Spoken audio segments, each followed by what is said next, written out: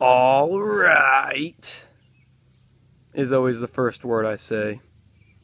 I realized that after watching a few of my videos. Um, yeah, so today I'm going to give you some updates on the homemade motorcycle. It's not really a motorcycle, it's more of a glorified mini bike because of the engine and somewhat small wheels, tractor wheels. But you know what? It's fun to ride, it goes fast. I'm calling it the motorcycle. So first off, I got a 6.5 knockoff Honda engine from Harbor Freight to replace that crappy old 8 horsepower.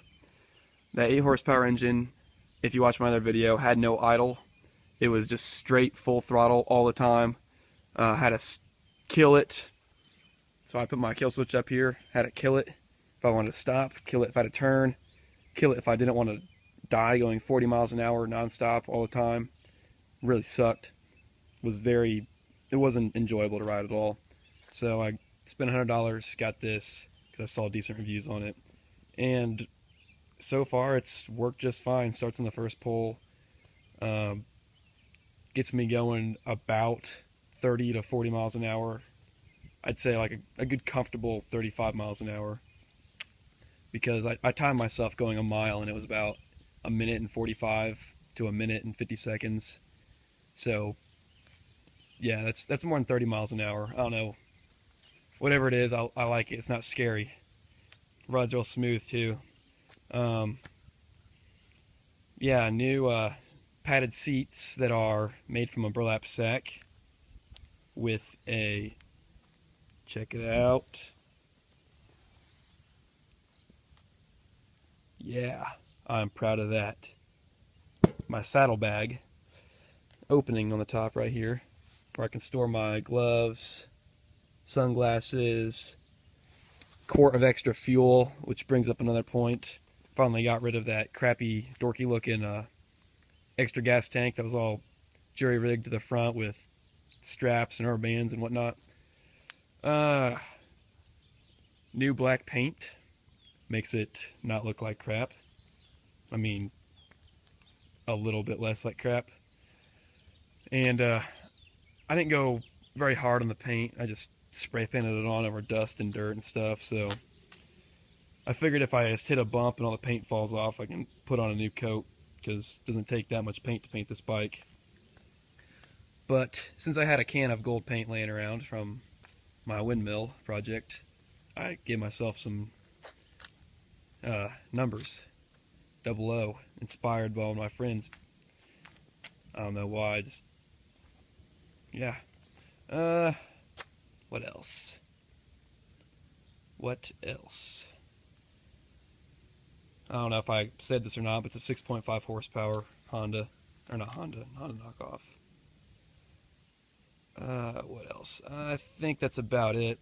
I have just, if you're going to build a bike yourself, lawnmower tires, if it's going to be fast, I wouldn't use them.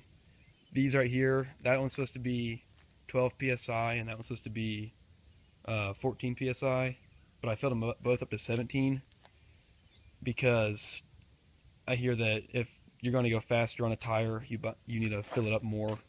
That way there's less flex and whatever. So it doesn't just like vibrate your rubber and make it crack and everything, but it's really crappy lawnmower tires, so they already cracked. So that's the one thing I'm concerned about. It has no shocks, and the front wheel just takes all the impact. So the only thing I'm really scared about is the blowout, just massive blowout of this tire. I'm not worried about it coming off or anything, because I have supports welded. And I guess now I'll just go on a test drive. I'll show you that it idles and does all the stuff it's supposed to do now, instead of taking me on a scary, I don't know, adventure. Bear with me for a second, because I'm recording with my phone. Got to try to get at the right angle and all that stuff. So it's facing down the driveway. Yeah, this is just laying on the ground too, so hopefully it won't fall down. I'll just take it down the driveway and back to show you a little bit.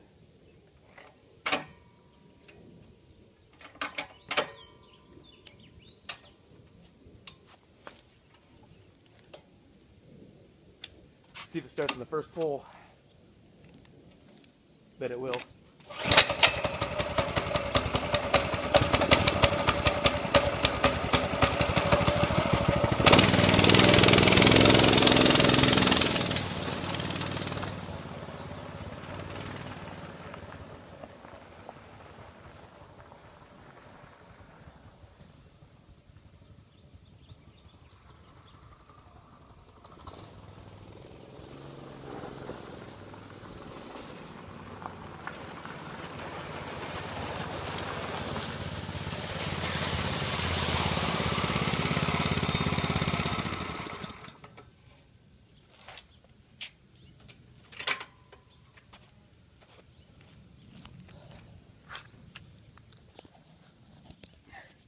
Yeah, so as you can see, I wasn't bullcrapping about it working.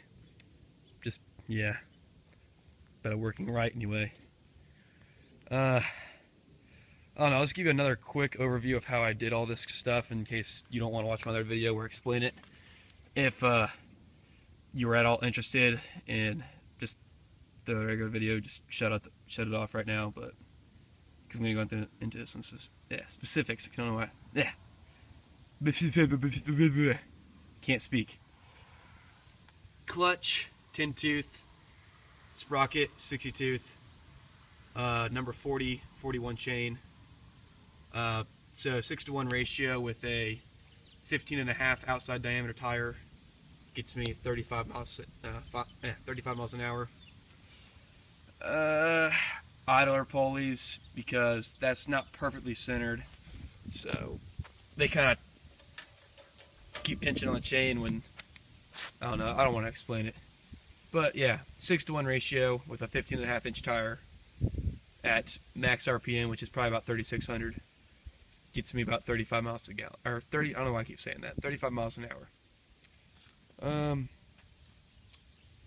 What else?